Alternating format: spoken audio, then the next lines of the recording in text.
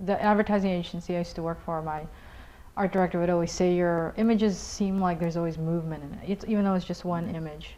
And of course, coupled with when I was a kid, I liked animation. I went and I watched every time there was some animation out, and I'd always tell my mom, "Oh, I gotta go see it," you know. So it's the characters that I saw, especially if it was a good anime. I mean, when you're a kid, sometimes you're not really very discriminating, but you lock onto a character, and it was just like, man, that would be awesome. Of course, that time when I was younger, I didn't realize how difficult it was to do in 2D, you know.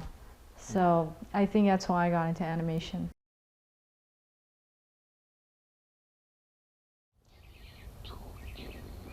Hey.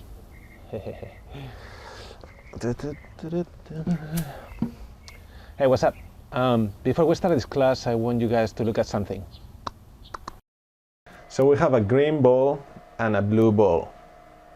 The green ball is going up and down, and the blue ball is also going up and down. But what makes both balls like so different? What makes their animation and what makes their energy just so different from one to the other? And the answer is very easy. It's timing.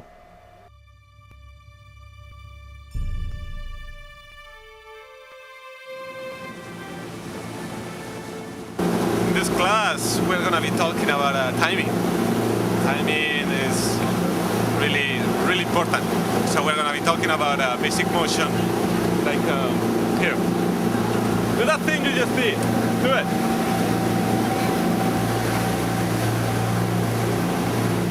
Yeah,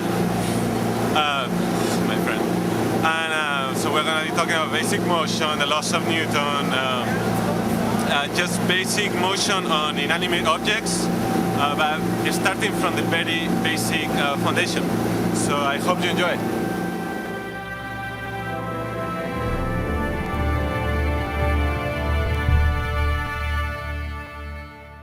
So we'll be talking about the following things.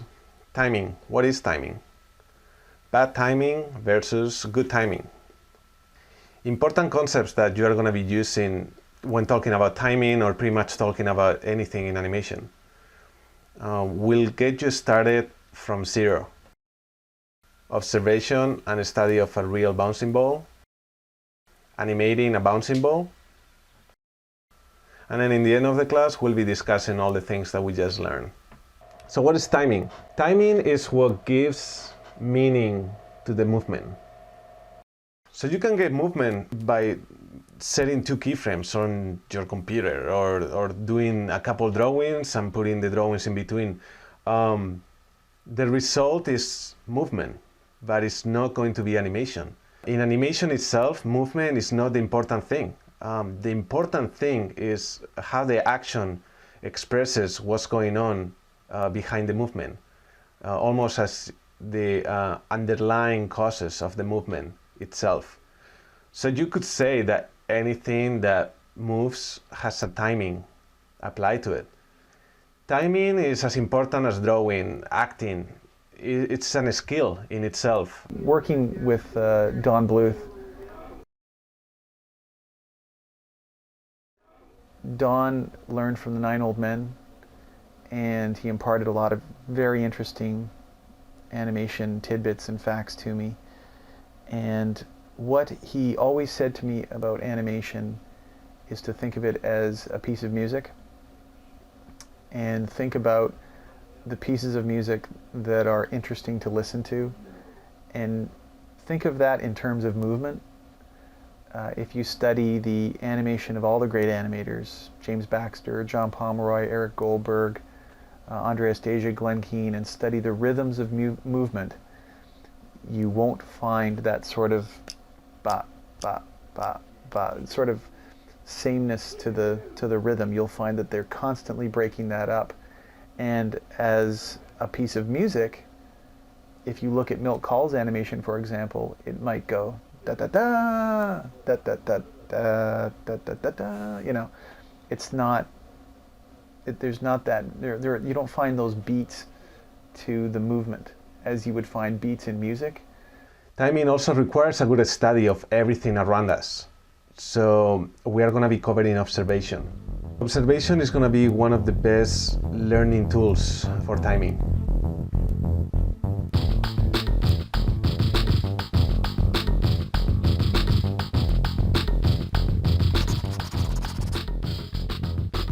So with good timing, movements make sense.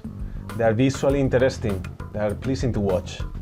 It's the difference between, for example, a stubby motion versus a nice arc. Also, physics are applied to the motion. It's also preparing an audience for something to happen. The action itself, the reaction to the action. If we spend too much time on any of those, the audience will start getting bored. If we don't spend any time at all, the audience is totally going to miss what we are trying to tell them. So the idea is actually going to be wasted.